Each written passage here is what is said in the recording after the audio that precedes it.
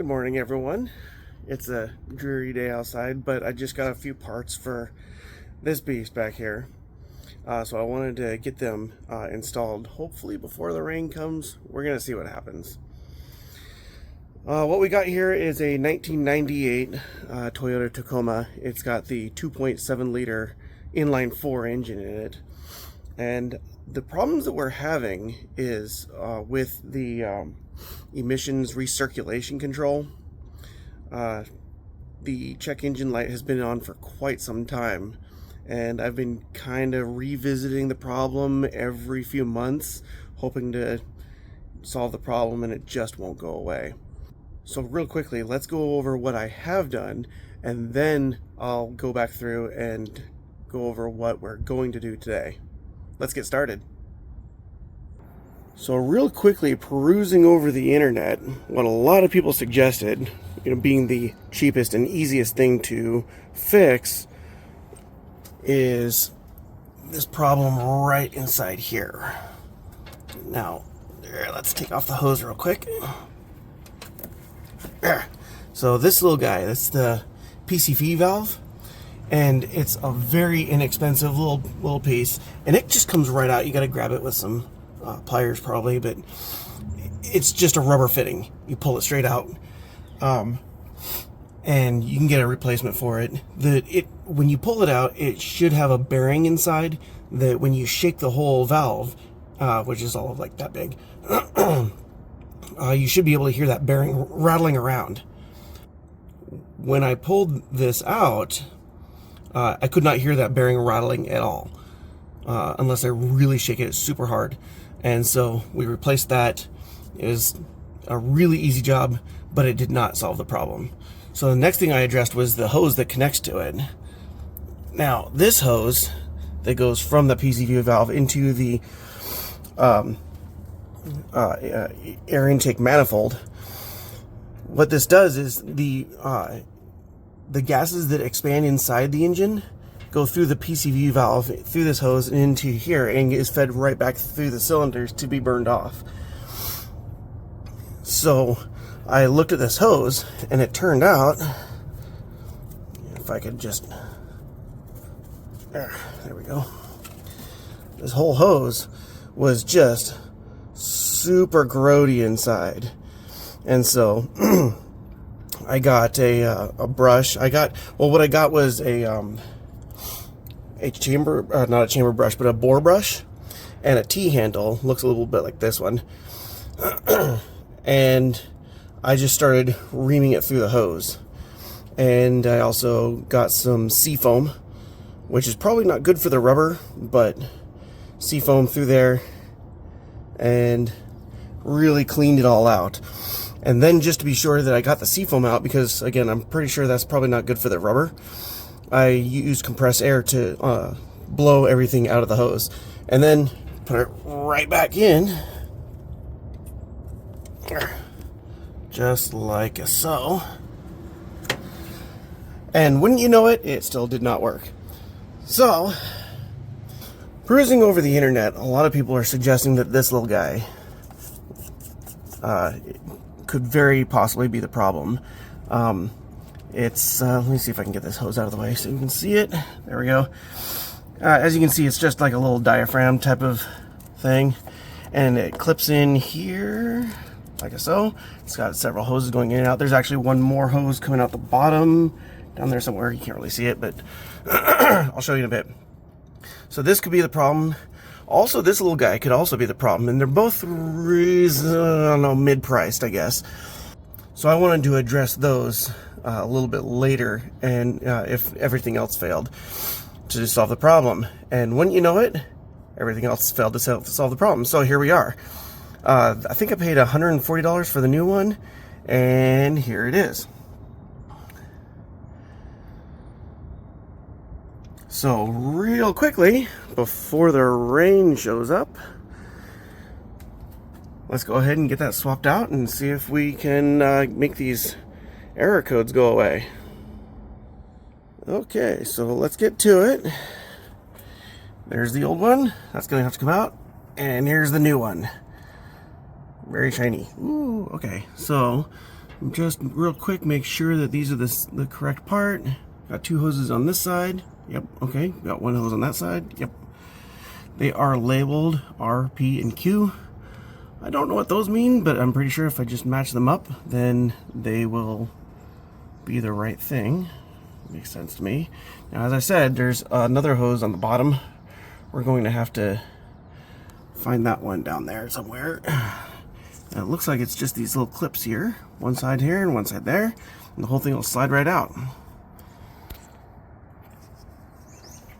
We'll set this down on here for now. Okay. Whoop, don't do that. Alright, okay. Alright, so be very careful to not mix up the hoses. And let's remember which one goes where. There's 3 hoses this side, okay. That one's pretty obvious. Okay, so it looks like that. I'll just tuck that away for now. And then let go. Let go. Oh, that was already unplugged. I do kind of wonder if that was what my problem was. Or maybe it just now slipped out. Oh well, we're going to take this and, well, we're going to set that aside. Put the new one in. That is going to be quite interesting if that turned out to be the problem. I'm going to slide it into the bracket first. And I'm going to get under here.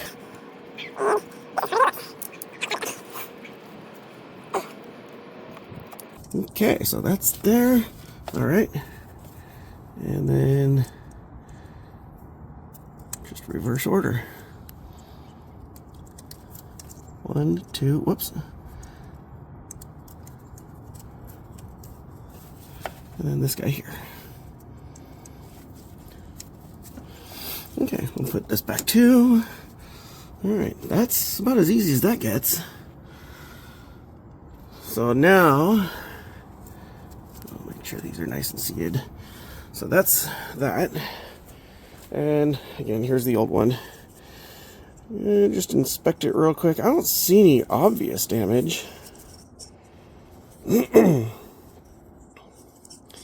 might be something underneath this cap. That's going to be difficult to open up. There we go. That's just an air filter.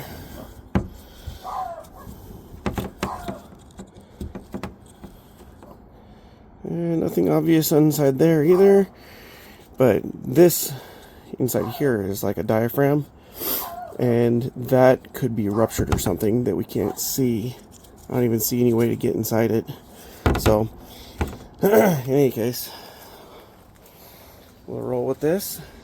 Now we're going to have to drive it around a little bit and see if those codes clear. I could just disconnect the battery for like 5 minutes, 10 minutes, and that'll force the codes to clear. Or I can use my app to force the computer to clear the codes. But I'm not going to do either one of those things because it's a little bit easier for the computer to get an idea of what is wrong or what has been fixed if we just let it figure it out on its own. So I'm going to just drive it to work and back again, and we will take a look at it again in about a week or so and see if those codes went away. Now, of course, if the codes don't clear and we still see that 114, I think it was, and if we still see that code, then it's probably that other slightly more expensive part. And, eventually, this method of fixing things in a vehicle, yeah, you're starting at the cheap end and working your way up to the more expensive things, and eventually you have replaced your entire car. So, I mean, this is usually why a lot of people just throw it away and buy a new car. But if you're like me, I like to fix it because typically it's going to be a less expensive endeavor to just fix the small problems. So that's it. And we'll come back to it in a week and see what happens. something new. City lights, they shine so bright. Radio playing something new. Freedom feels so right. Oh, skyscrapers reaching for the skies. Neon colors in my eyes. Every corner's a surprise, lost in this urban night. Oh, city lights are our guide. Cruising along, together we ride. In the car we feel a natural high, feeling like we're gonna fly. Oh, windows down, the breeze so cool. Laughter echoes down the street. Engines roar as if fed fuel. Hearts in sync with every beat. Oh, city lights are our guide. Cruising along, together we ride. In the car we feel a natural high, feeling like we're gonna fly. Oh, no worries, just open road. Every moment taking hold. In the city, stories told. Well, as you can guess by the excruciating length of that montage, that did take a little bit longer than I initially had hoped. But I got a couple of other things done. Namely, I got a brand new battery, and I also had to replace the alternator too, which is okay. That's kind of par for the course. I think this is probably the 5th alternator I've installed in this truck, so it's nothing new. But when I did all those things, I also had to unplug the battery. Obviously that cleared the codes automatically. So, as we can see here, all the codes are cleared. So the question now is, are the codes going to stay clear? And I think so, yes. Reason being, I replaced the alternator and the battery about a week ago. I think it was last weekend. So, that being said, it's had plenty of time for the check engine light to come back on, and as you can see here, it's still off. And I'm actually really relieved for that, especially since, if you might have noticed at the beginning of the video, there was more codes that I haven't even addressed here yet, and they also seem to be gone. So, that might be something that we might have learned. If the code is showing the sensor for the engine coolant temperature is bad, it may be about to go bad, but that code may come and go. So something I'm definitely gonna have to keep in mind. I did order that part. I was going to save that for another video, but the code seems to have fixed itself, at least for the time being. So we'll see on that one, whether it comes back or not. In the meantime, I'm going to drive around and enjoy having no check engine light for once. Stay tuned, and I'll see you in the next one.